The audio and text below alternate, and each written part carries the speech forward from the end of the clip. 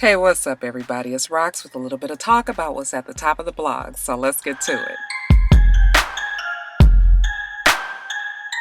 Alright you guys, dead week.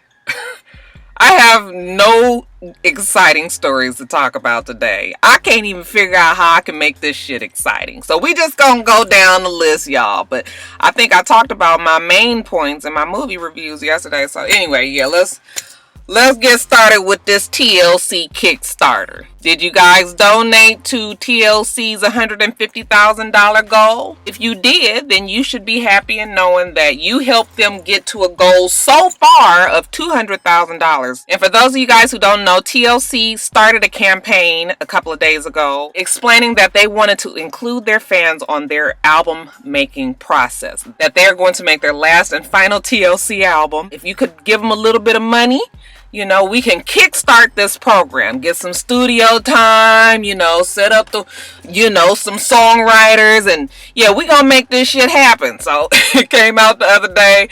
As soon as I read it, I was just like, see, I knew they was on some bullshit, y'all, when Chili was on QVC a long time ago talking about that fucking viewfinder purse that she had. Y'all remember she had that shit? It had like all the pictures of her son. It had little windows you could put, you know, pictures of your kids in there. And I was just like, nah, I love my babies to death.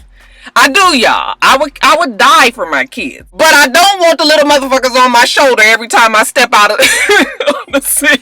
She had the nerve to be selling that shit for some $65 or some shit. I said, girl, not this plastic bullshit. I know you. So I knew they was on some shit back then. Here they go with something else. You know, TLC always prides themselves on being, you know, innovative, and, you know, they are heavily fan supported. So, you know, we gonna make fun of them and all, but look, they gonna well exceed their goal. I mean, they already have, but you can give to this Kickstarter program up until February 19th. And, you know, in 3 days or so, they got $200,000. What do you think they're going to get by February 19th? I ain't mad. Okay, I ain't giving no money.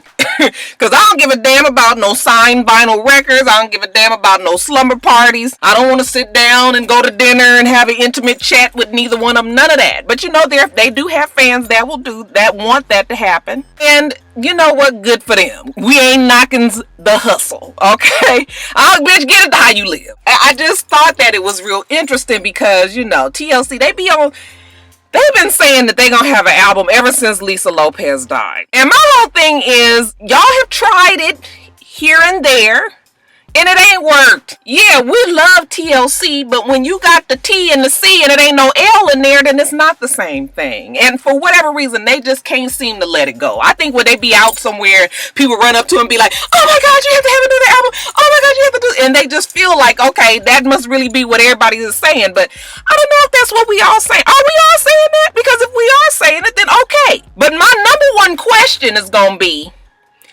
what is going to happen if an album doesn't come into fruition? You know, people can say what they're going to do all along, okay? And then all of a sudden some shit happened down the line that, you know, nobody was able to foresee. And then all of a sudden they say, oh, we not going to do the album now. Now, what the fuck going to happen to my $20 that I didn't put in this damn Kickstarter is what I'm trying to say. I'm going to need some checks and balances. Do I get my money back? Okay, or did I just help you pay off the second half to your mortgage? It wasn't too clear, other than saying, you know, we gonna do this, we gonna do slumber parties, we gonna sit down and sign vinyl records for you. Yeah, okay, that's all good and dandy and everything, but yeah, no thank you. I just want to make sure that I get my album. Okay, I don't even know. I think they said if you gave at least $20, you would get their album for free. So I'm just really hoping that all of the paperwork and all of the, you know, the accounting, and, you know, they've got somebody that's really keeping track of all these donations and what people did what, and, you know, all of that. Of course, we know about the very large donations. We heard about Katy Perry, who gave $5,000. And we also heard about New Kids on the Block, who gave $20,000. So they definitely have the support there, and good for them. But yeah, I'm just... They say this new album that they have coming, that they want to work with Taylor Swift and Bruno Mars and Adam Levine and Katy Perry. Yeah, I would be real mad if I was one of their fans, because that's not hitting their core audience. I mean, I don't want to see TLC fucking around with no damn Bruno Mars, Adam Levine. And so, they going after these really huge names because I get it. They're trying to put themselves back on, okay? And why not get back on top? But,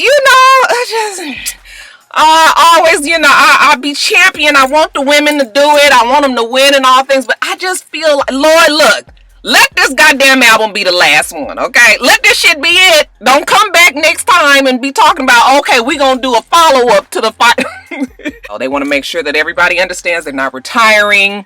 They're hoping that they're able to pick up some sort of residential gig in Las Vegas. Would you guys pay to see TLC at the Caesars Palace? Yeah, I want everybody to understand that TLC is not TLC anymore. It's TC. I think the nostalgia is there. Okay, we love TLC. I loved TLC. I think their Crazy Sexy Cool album was the best. But it's 2015. And we've seen with artists today as they get older, and it's kind of hard for them to bridge the gap. Like we watch it with Usher. Right now, Usher's in a weird spot. Just like TLC, the girls they're my age, or they're a little bit, they're around 40 something.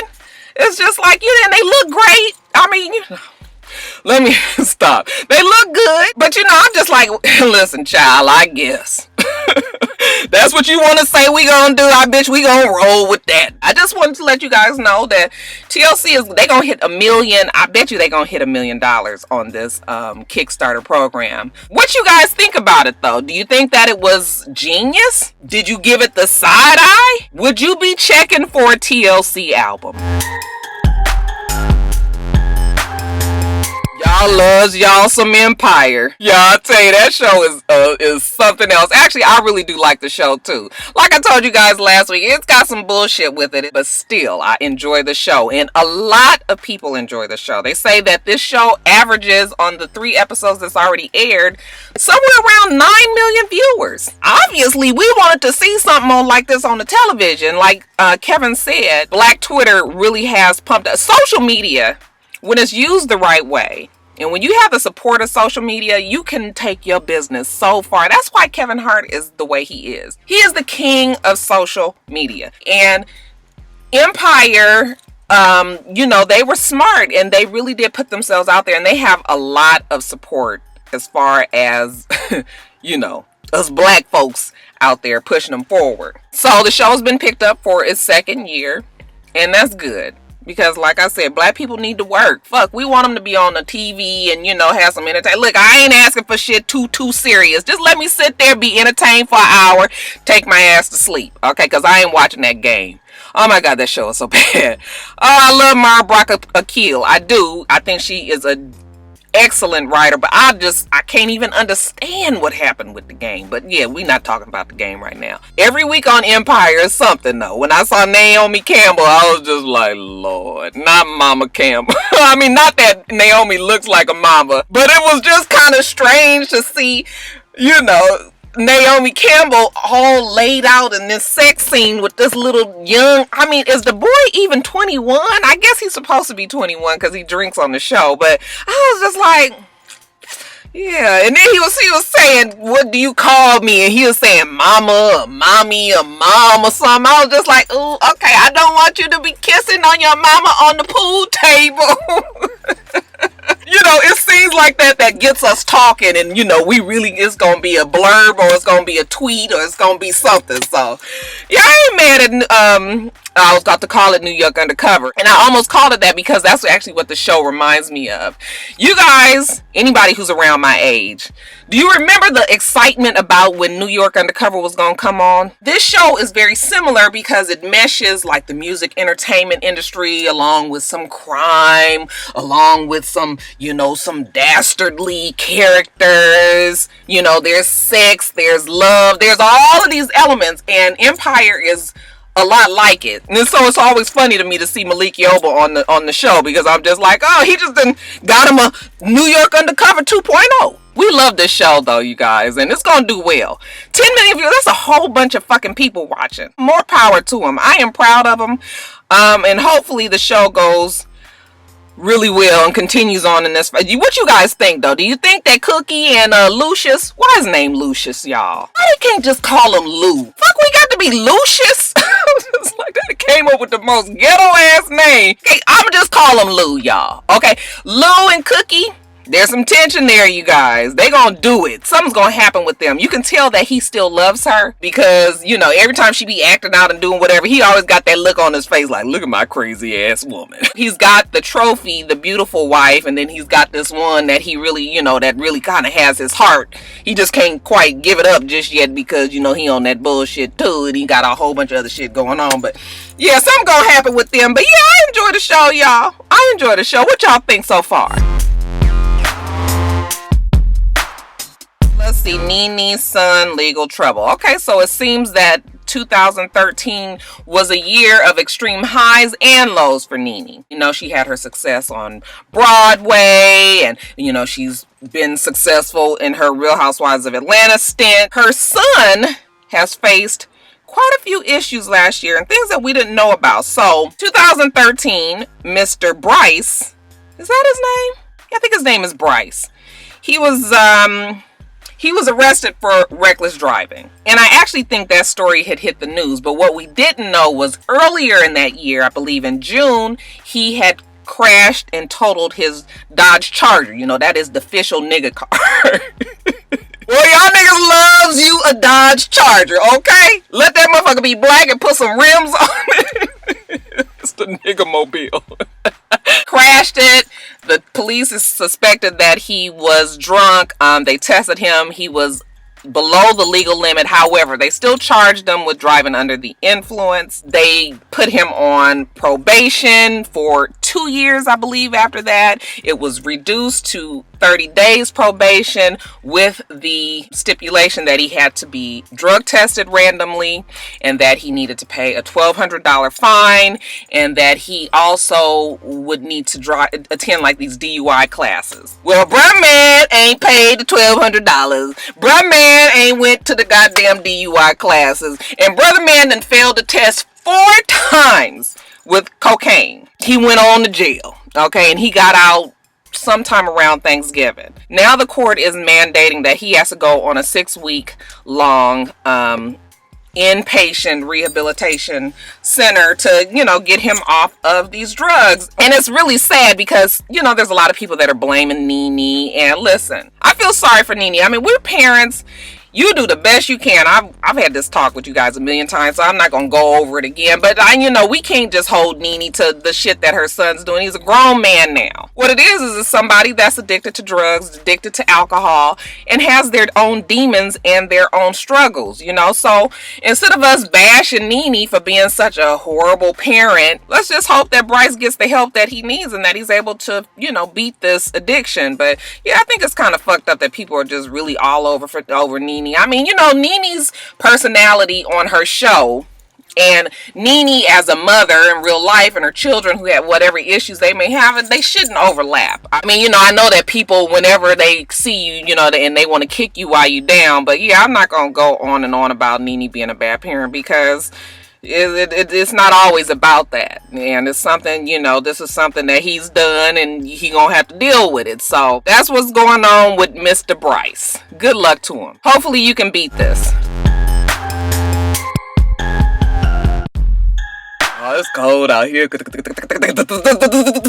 Let's talk about your boy August Alsina. Now, we done prayed for August. Honey, I done talked about August and then went on and took it back and just kind of attributed it to his youth and, you know, his dramatics and all of that. Y'all be trying to give August a pass, but the motherfucker is crazy, you guys. And we can't keep putting it off as passion or, you know, him really being, you know, believing in his career. No, you know, after a while, I'd be like, nigga, you sit your ass down some goddamn where. August Alsina was performing in St. Louis. There was this big concert, State of Emergency 2. It's a hip-hop concert, and it was all about positivity and, you know, getting the community together. I can't get my words, y'all. I ain't had coffee, so I don't know what the fuck wrong with me, but trying to get my my words. Trying to get the community together and positivity and no fighting and, you know, stop killing each other and all that. Now, that's the whole gist of the state of emergency, too. Loose Cannon Slim was the promoter, and he was the person that got it together. So they had a whole lineup of people. August Alsina,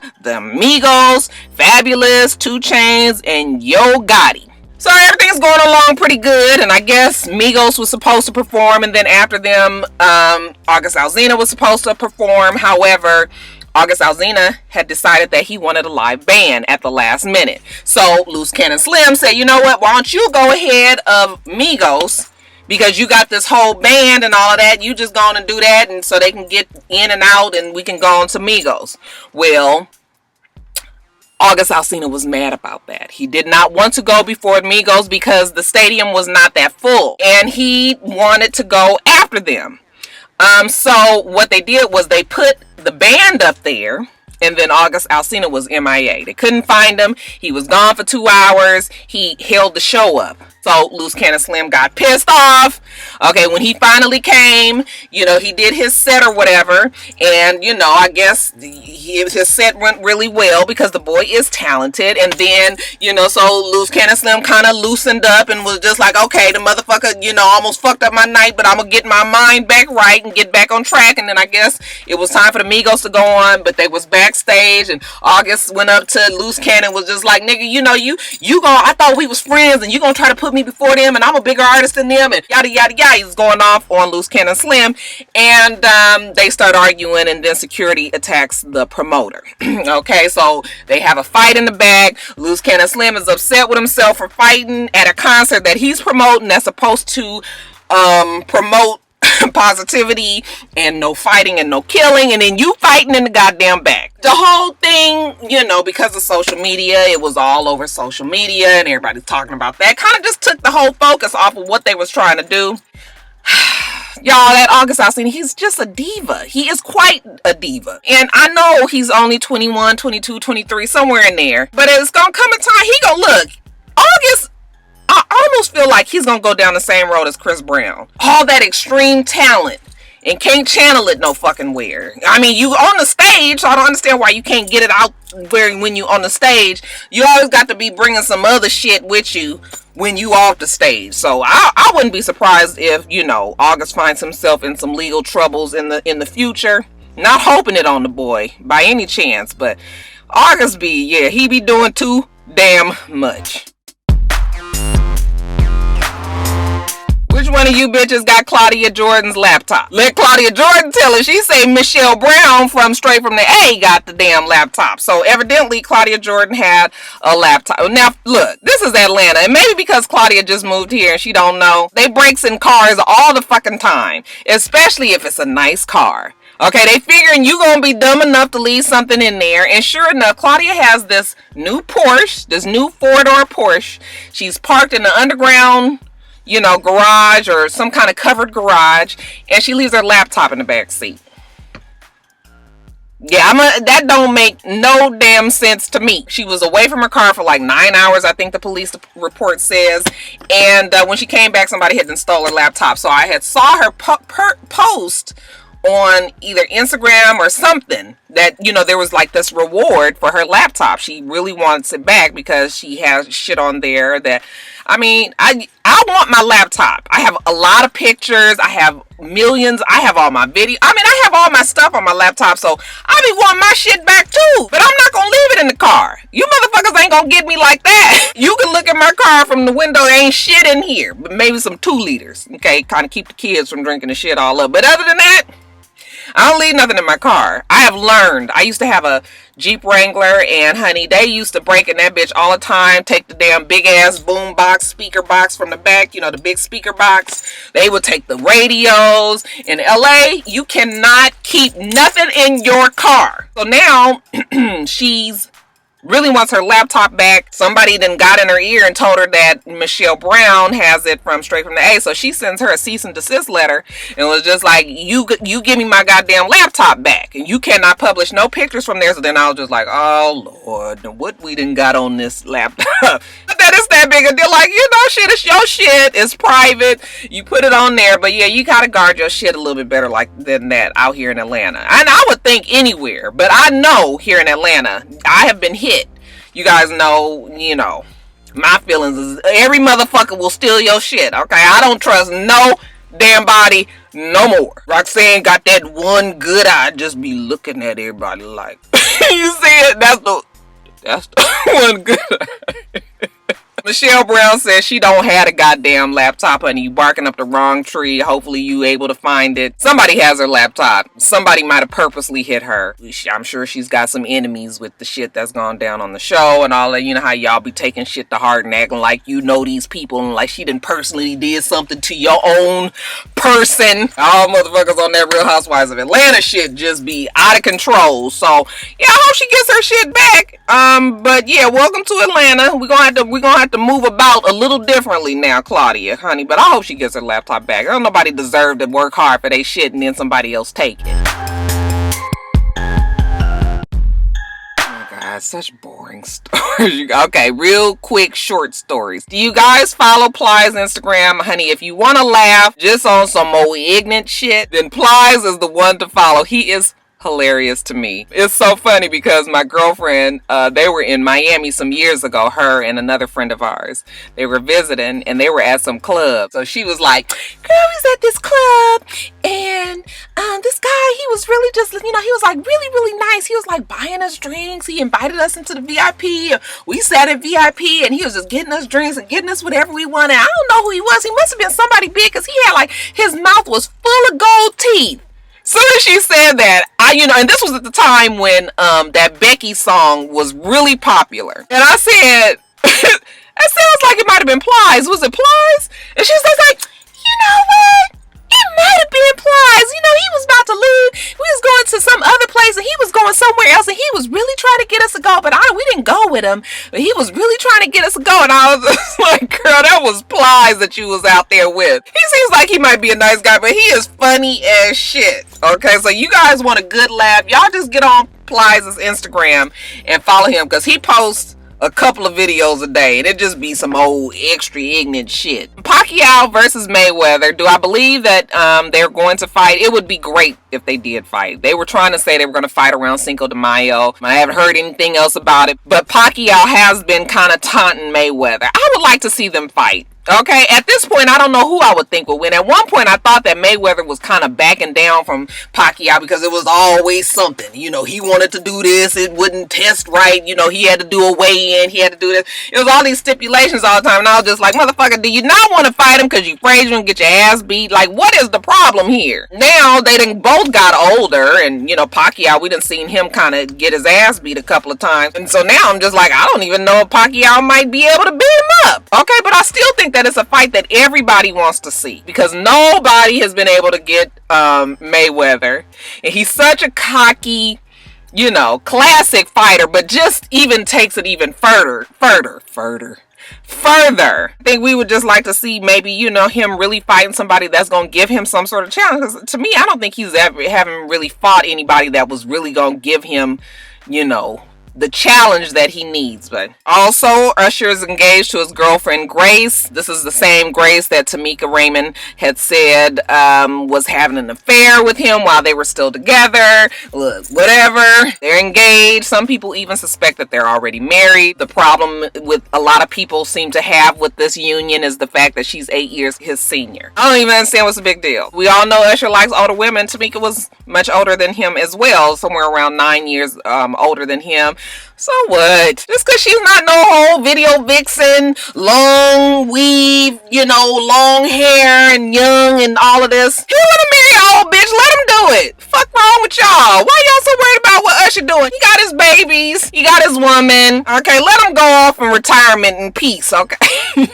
Kevin McCall is crazy. We're gonna stretch the hands of prayer. Lord, touch him right now. Him and Eva, they ain't together no more, and they got a baby. And Kevin seems to be going through some things. So, Lord, we asking that you come in and get that brain right. Okay, in your name we pray, amen. And that is it. Kevin needs some help. Even Marcel had then posted a little kissy face emoticon on one of Wale's Instagram pictures, and Kevin McCall goes in there and says weak. That's his comment.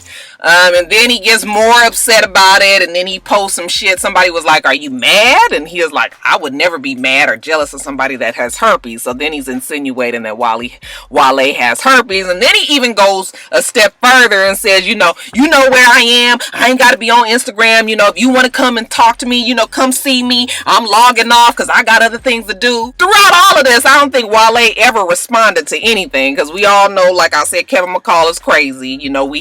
He was with Eva Marcel, and then they had the baby, and then the nigga was trying to OJ Simpson her, and kicking the doors down and fighting and all that, and she had to leave his motherfucking ass, right? After all of that, bruh man got on stage. I guess, what is Kevin McCall, you guys? He's a singer, right? Or like a producer, a music producer or something? He gets on some stage somewhere, and now he's giving lessons on facing the place. Y'all seen the video? I was just like, now if I'm sitting there and I'm thinking I'm going to be watching somebody singing, and then you telling me how to move your face and your lips and your tongue, and it's all in the tongue, I was just like, this nigga is crazy. After all of that, all his antics that went on yesterday, he finally puts up an apology, okay, to Wale, and says, it wasn't right what I did, and I shouldn't have came after you like that. I would never want to take food out your mouth, and he doesn't have herpes. For real, Kevin, we didn't know that. I need somebody to help Kevin. He need a hug, y'all. Something. All I know is I hope that Eva got that fucking pistol right up under her pillowcase. That nigga is crazy. You might have to shoot this nigga one good time before he start acting right.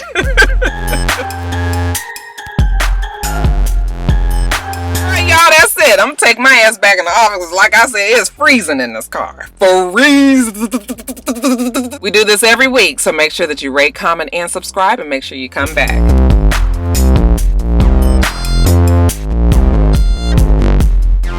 Until next time, Roxstars. Bye.